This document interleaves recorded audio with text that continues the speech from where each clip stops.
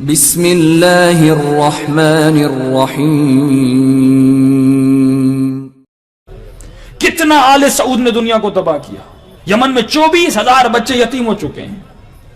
जुल्म का सिस्टम। और फरमाया इसके मुकाबले में हुसैनियों का एक सिस्टम है। मर्द आजाद बन।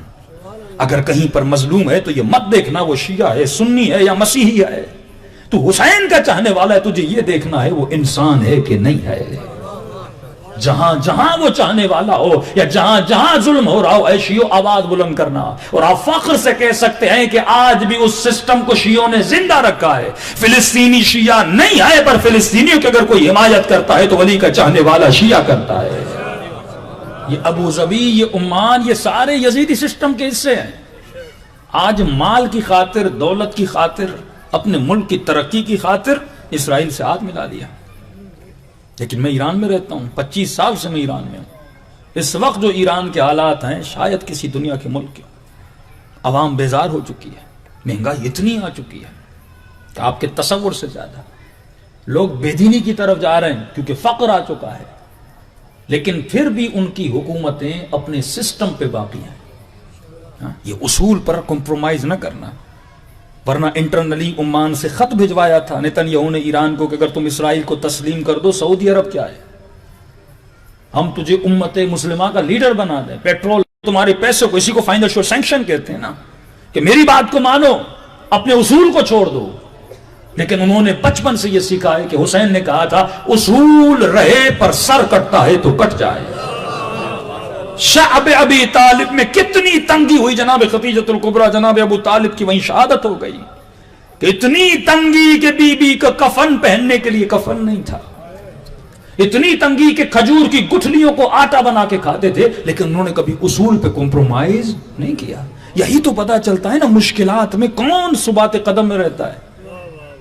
हमें $2 मिलियन की जरूरत हो तो हम सऊदी अरब के हुक्मरानों के ड्राइवर बन जाते हैं। इसका मतलब मेरा कोई उसूल नहीं है। मैं अगर माल बीच में आता है तो मैं ड्राइवर बन जाता हूं। हाँ, गैरते मिल्ली नहीं है। हाँ, आप पाकिस्तानी हैं, नेशनलिज्म कब बढ़ता है? नेशनलिज्म तभी बढ़ता है ना कि जब आपका वजीर आजम अपनी इज्जत को बरकरार रखे। लेकिन अगर वजीर ही इन अरबों के तलवे चाटते रहे तो हमारी इज्जत क्या होगी?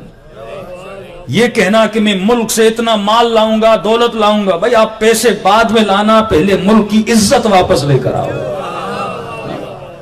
ये नेशनल पावर होता है। तो मैंने कल की मजलिस में अर्ज किया कि सूरह कुरान में इरशाद होता है, ये वो शजर मलऊना है, ये वो मलऊन शजर है, दरख्त, ये वो मलऊन नस्ल है कि जो दीन रसूल खुदा को तबाह और बर्बादी के दहाने पर लेकर आए। कि आज मुसलमान का हाल यह है कि आज मुसलमान की बच्चियां नाचती हुई नजर आती हैं। आज मुसलमान के बच्चे, वो सऊदी अरब जिस पे तुम नाज करते थे, वहाँ पर अमेरिका से डांसर बुलाई जाती हैं, अमेरिका से सिंगर बुलाए जाते हैं, वहाँ पे जुआ के अड्डे लगाए जाते हैं। अरे जिनके दीन के आबाओ अजदाद और जिनके मानने वाले जिस बनु मैया के वो करते धरता है, वहाँ पर यही चीज़ें नजर आएंगी। लेकिन तुम उस मुल्क में आज जहाँ पर अली का नाम बुलंद है, वहाँ पे तुझे इमाम रज़ा का हरम नजर आएगा। उस हरम में तुझे लोग इबादत करते हुए नजर आएंगे।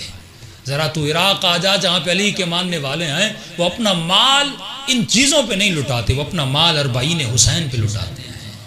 वो अपना माल लोगों की खिदमत में लुटाते हैं। वो ज़ियारत हुसैन और नवाज़ हुसैन से मोहब्बत पर अपनी जानों को कुर्बान कर देते हैं, क्योंकि ये नज़रिया, ये तरबियत हमें हुसैन इब्न अली ने दी। अगर वल्लाह अगर आज हुसैन न होते, अगर आज हमने मौला हुसैन को फॉलो न किया होता, आले रसूल को फॉलो न किया होता, आज भी हमारा हाल ये होता जो मुसलमानों की उम्मतों के लीडर्स का हाल है। लेकिन आज अगर हमारा थोड़ा बहुत दीन बचा हुआ है तो ये आका हुसैन की कुर्बानी और मौला की मजलिस में आने का सदका है। सलवात पढ़े मोहम्मद वाले मोहम्मद।